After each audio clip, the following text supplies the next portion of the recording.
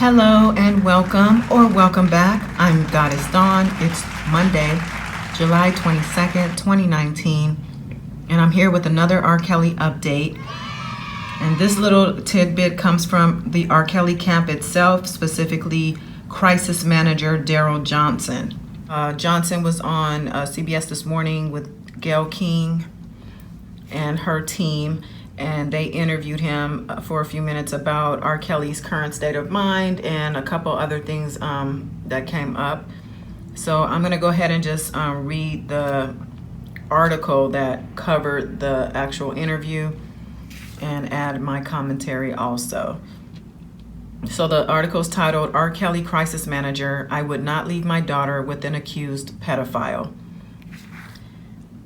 R&B singer R. Kelly will appear in federal court in Brooklyn court next month to face new sex crime charges. Federal prosecutors in Illinois and New York charged the musician with a combined 18 counts, including child pornography. Kelly, who is accused of sexually exploiting women and girls over more than 2 decades, is being held in Chicago jail without bond. He faces 195 years in prison on the Chicago charges alone. He has repeatedly denied all allegations. Kelly's crisis manager told CBS This Morning co-host Gayle King on Monday that he would never leave his own daughter alone with an accused pedophile.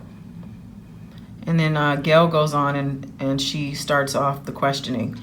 You have a 20-something-year-old daughter. Would you allow her to be alone with?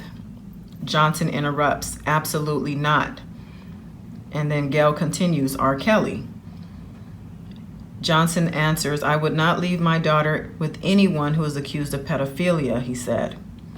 Pressed on whether he wouldn't leave his daughter alone with Kelly specifically, Johnson repeated, I would not leave my daughter with anyone that is accused of being a pedophile. I would not. When King pointed out the seeming contradiction of defending Kelly, an accused pedophile, and simultaneously saying he wouldn't trust his own daughter alone with anyone accused of that crime, Johnson repeated, I would not leave my daughter alone with anyone, I'm going to say it again, that's accused of being a pedophile. And I'm going to interject some commentary right here. Darrell Johnson is an idiot. Of course, for not feeling that way, but for stating it out loud and in the media about his client.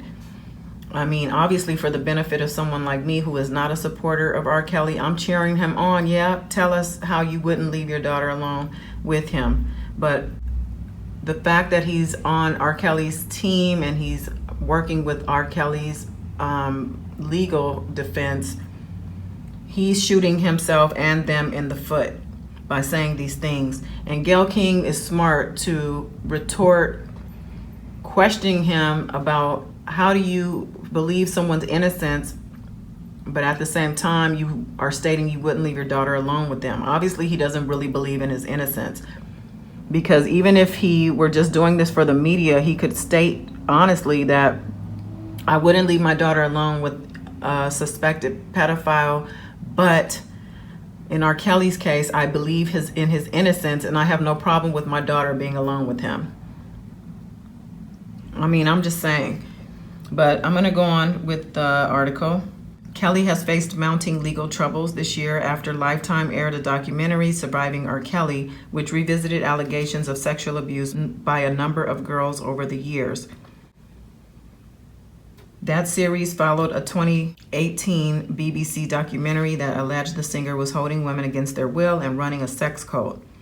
Joycelyn Savage and Azriel Clary live with Kelly in his Chicago apartment and insist, despite their family's claims that they've been brainwashed, that they are free to come and go as they please. I know you and all his team say he's innocent, King said. You have so many women who have come forward and telling the same story for a long period of years. Are all the women not telling the truth? Darrell Johnson responded, here's what I say. I never call anybody a liar, Johnson replied. I came on 7 months ago. I walked into a front door and I seen Mr. Kelly being a normal person. Mr. Kelly was recording. 20 minutes later, the 2 women walked in with shopping bags, no security, free to go, doing what they wanted to do. I spend a lot of time with Mr. Kelly and I still say my eye is trained. I haven't seen anything that would cause me to be suspicious. King asked, I came in and saw Mr. Kelly being a normal person too, sitting at his kitchen counter, drinking tea, all of that. I saw that too. We are not going to see that type of behavior. The question is, all of these women through decades now have been telling the same story. What do you say to all of these women? And before we go on, I'm going to say she's absolutely right to come back at him with asking him, or should I say, letting him know that, yeah, we're not going to see that behavior. You are going to see him recording and see them coming with their shopping bags, but you're not going to see any abuse or any of the things that he's being accused of out in the open. Well, that's just common sense. For him to continue that narrative says to me that he's just really not working with a full deck. Something's off. But shout out to Gayle, who, she's a smart woman. She is a really good interviewer, and she knows, you know, when to hone in on something and question something, and she did right by doing that. So the article continues by Johnson responding to her question about what do you say to all of these women.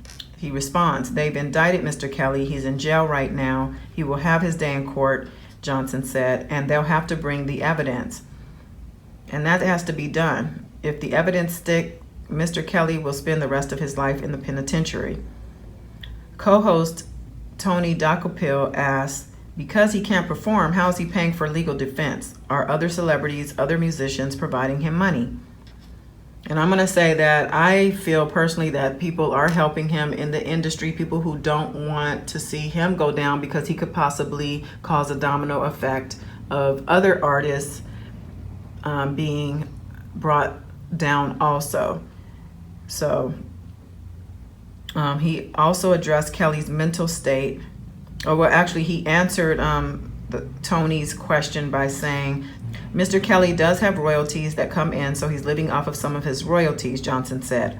Early on, fans and friends have given a lot of donations.